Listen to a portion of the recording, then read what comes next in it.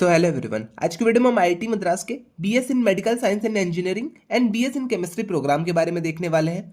तो इनके applications ongoing हैं। जिन भी स्टूडेंट्स को इसके लिए अप्लाई करना है या फिर जो भी स्टूडेंट्स यहाँ पे एलिजिबल है इन प्रोग्राम्स के लिए, वो लोग जाके अप्लाई कर सकते हैं। एप्लीकेशन की सारी डिटेल्स मैं आगे चल के इस वीडियो में पूरा आपको कंप्लीट बता दूंगा। तो सबसे पहले आप यहाँ पे देख पाएंगे वेबसाइट पे admission portal for BS medical science and engineering and BS chemistry. तो जैसे ही आप यहाँ पे नीचे आएंगे तो आपको यहाँ पे लिखेगा click here for online application. तो जिन भी स्टूडेंट्स को ऑनलाइन एप्लीकेशन करना है वो सीधा यहाँ पे इसी लिंक से जाके अप्लाई कर सकते हैं। उससे पहले आइए हम चल के एलिजिबिलिटी देख लेते हैं, तभी आपको समझ में आएगा कि कौन कौन से स्टूडेंट्स एलिजिबल हैं। तो यहाँ पे हम ब्रोचर पे सीधे चलते हैं। अब यहाँ पे जैसे ही हम इन्फॉर्मेशन ब्रोचर पे आ गए अपने, तो यहाँ पे आपको दिखाई देगा ये आपका बीएस मेडिकल साइंस के लिए भी है। ओके, यही ब्राउजर आपका, और यहाँ पे ये आपका बीएस इन केमिस्ट्री के लिए भी है। अब जैसे ही आप यहाँ पे नीचे आएंगे तो सबसे पहले हम स्टार्ट करेंगे अपने एलिजिबिलिटी से। तो आइए हम पहले अपनी एलिजिबिलिटी देख लेते हैं। तो यहाँ पे अब हम बात करते हैं एलिजिबिलिटी की। तो यहाँ पे इन्होंने 3 क्राइटेरियाज रखे हैं और तीनों क्राइटेरियाज को आपको फुलफिल करना है। वही चीज यहाँ पे लिखी गई है, all the candidate must simultaneously fulfil each and every one of the following 3 criterias. Okay, तो क्राइटेरिया 1 इनकी क्या है? Applicant must be qualified in IAT 2026। तो अगर आपने IAT 2026 का एग्जाम दिया था और आप उसे क्वालिफाई कर गए हैं तो आप यहाँ पे अप्लाई कर सकते हैं।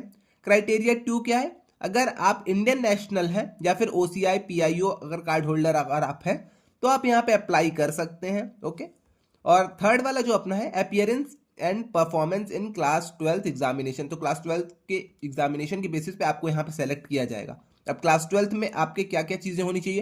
क्लास 12th अगर आपने किसी भी बोर्ड से कर रखा है, ओके, रिकॉग्नाइज्ड अपने काउंसिल बोर्ड से अगर आपने कर रखा है तो आप यहाँ पे अप्लाई कर सकते हैं।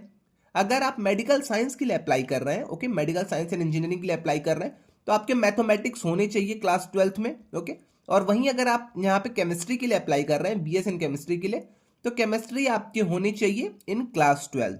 इतनी चीज़ आई थिंक आपको क्लियर हो गई होगी। क्लास 12th की परफॉर्मेंस आपकी यहाँ पे देखी जाएगी। क्लास 12th अगर आपने पास कर रखा है तो आप इस प्रोग्राम के लिए अप्लाई कर सकते हैं। IAT यहाँ पे आपका नेसेसरी है, तो अगर आपने IAT का एग्जाम दिया था तब आप यहाँ पे अप्लाई कर सकते हैं। ओके, और हाँ, अगर आप मेडिकल साइंस के लिए अप्लाई कर रहे हैं तो मैथमेटिक्स आपकी कंपलसरी है। अगर आप केमिस्ट्री के लिए अप्लाई कर रहे हैं तो केमिस्ट्री सब्जेक्ट आपका क्लास 12th में होना क्या मतलब कंपलसरी है। और यहाँ पे SC ST PWD वालों के लिए 55% ऑफ मार्क्स चाहिए होंगे। वहीं अगर आप यहाँ पे OBC और जनरल कैटेगरी से तो आपको यहाँ पे 60% ऑफ मार्क्स चाहिए होंगे अपने क्लास 12th में। ओके, और ये सारी डिटेल्स आपको अगर पढ़नी है तो आप ये सारी चीज़ें अपने से खुद से एक बार पढ़ सकते हैं। अब इतनी चीज़ क्लियर हो गई। अब कुछ लोग पूछेंगे भैया सीट्स कितनी है, यहाँ पे डिस्ट्रीब्यूशन कैसे होगा सीट्स का, कितनी मेडिकल साइंस में और कितनी केमिस्ट्री में। तो आइए हम वो भी देख लेते हैं अपना।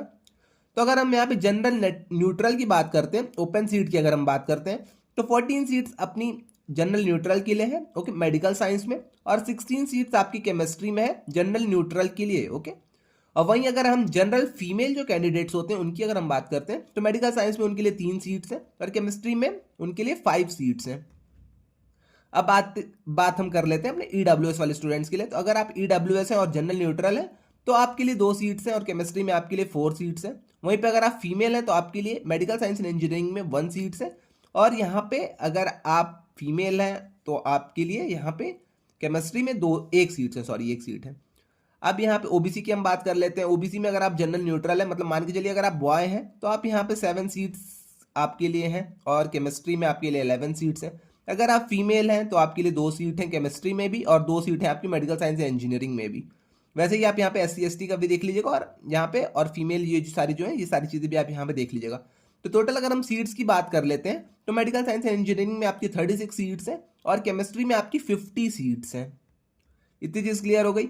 अब यहाँ पे एक और चीज़ इन्होंने ऐड कर रखी है, यहाँ पे इन एडिशन सुपर न्यूमरी सीट्स यहाँ पे इन्होंने ऐड कर रखी है। अगर आप स्पोर्ट्स कोटा से आते हैं, फाइन आर्ट्स, कल्चरल एक्सीलेंस या फिर साइंस ओलंपियाड वाले किसी भी कोटा से आते हैं तो आपके लिए 2-2 सीट्स यहाँ पे रिजर्व्ड है। आइए वो चीज़ भी हम देख लेते हैं।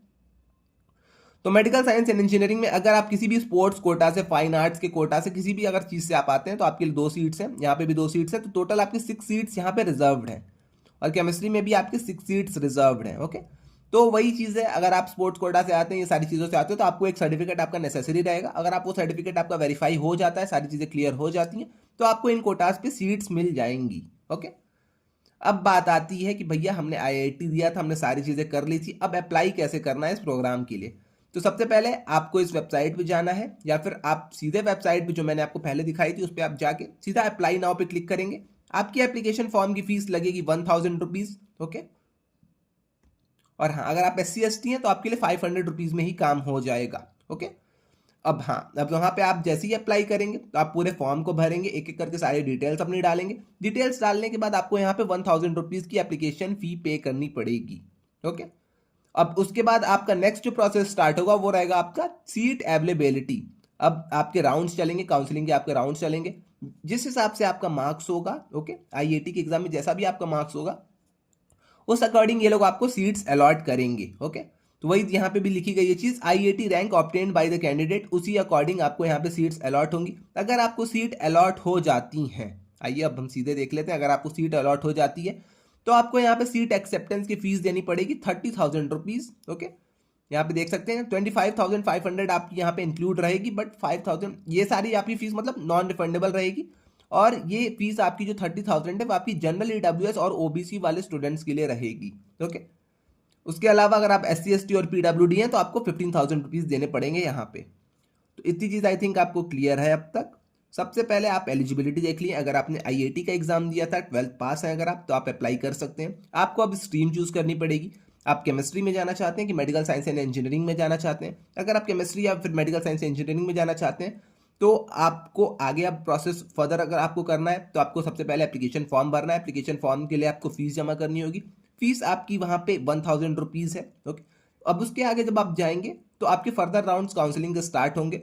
आपके जैसे मार्क्स आए हुए हैं आईआईटी में उस अकॉर्डिंग आपको यहाँ पे सीट्स मिलनी स्टार्ट होंगी। ओके, और हाँ, अगर आपको सीट मिल जाती है तो आप सीट एक्सेप्टेंस फीस देके अपने सीट को ब्लॉक कर सकते हैं।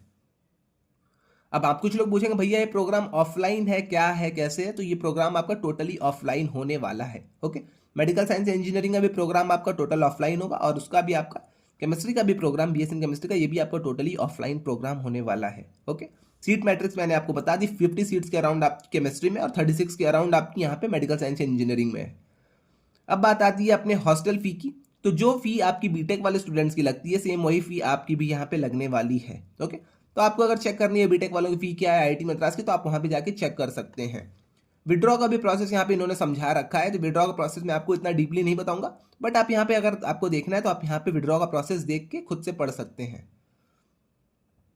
अब इतनी चीज़ें थी, आई थिंक आपको सारी चीज़ क्लियर हो गई होंगी। और हाँ, विड्रॉ अगर आप मारते हैं डेडलाइन तक या फिर डेडलाइन से पहले तो 7,000 रुपीज़ आपके डिडक्ट कर लिए जाएंगे। उसके अलावा जो भी आपका पेमेंट रहेगा वो आपको आपके बैंक अकाउंट में वापस मिल जाएगा। ओके,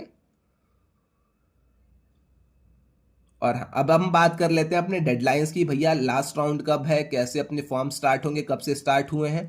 तो ओपनिंग अपने फॉर्म की 6 अप्रैल से हो चुकी है 10 AM से, और जो इसकी क्लोजिंग है वो आपकी 5 जून 2026 है 5 PM तक। तो इस ड्यूरेशन के बीच में अगर आपको अप्लाई करना है तो आप यहाँ पे अप्लाई कर सकते हैं। फर्स्ट राउंड आपका ये लोग सारी चीज़ें आपको डिटेल आगे चल के दे देंगे। एडमिशन आपका जुलाई 23 से स्टार्ट हो जाएगा, तो जुलाई 23 को आप अपने को कैंपस के अंदर पाएंगे। ओके, और आपकी जो क्लासेस स्टार्ट होंगी वो आपकी 30 जुलाई से स्टार्ट हो जाएंगी। तो 23 जुलाई से 30 जुलाई के बीच में आप आईआईटी मद्रास के कैंपस में शिफ्ट हो जाएंगे एक तरह से। ओके, इतनी चीज़ आई थिंक आपको क्लियर हो गई होगी। इसके अलावा अगर आपको कोई भी डाउट आता है इस प्रोग्राम से रिलेटेड तो आप आके मुझसे कमेंट सेक्शन में पूछ सकते हैं, मैं वहाँ पे इन प्रोग्राम्स के बारे में आपको आंसर कर दूंगा। तो आज के लिए बस इतना ही रहने देते हैं, मिलते हैं नेक्स्ट वीडियो में। Till then bye bye.